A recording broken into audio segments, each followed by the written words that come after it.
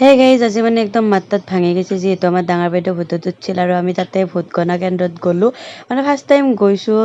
যায় মানে আমি অলপমান চালোঁ কেনেকুৱা কি পৰিস্থিতি মনটোত বহুত ভয় লাগি আছিল কি হ'ব কি নহ'ব কিন্তু শিৱ বাবাই আমাৰ কথা শুনিলে আৰু ফাইনেলি আমি ভোটত জয় পাই গ'লোঁ 230টা ভোটত আমি জয় পাই গ'লোঁ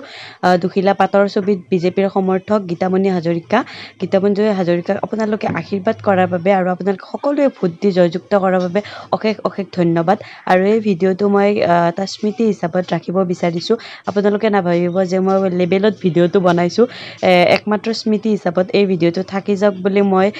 বনাই থৈ দিছোঁ যিহেতু নিজৰে বাইদেউ আৰু মই যিহেতু যাই পোৱা নাছিলোঁ এনেকুৱা এটা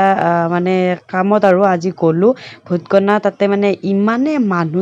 মানুহ আমাৰ 2 দিন লাগিল ভোট গণোতে যিহেতু আজি আমি গৈছিলোঁ 2টা বজাত কালি আমি ৰাতিপুৱা 5টা বজাত ৰিজাল্ট পাইছোঁ তো যদি ভিডিঅ'টো চাই ভাল পালে প্লিজ চেনেলটো ছাবস্ক্ৰাইব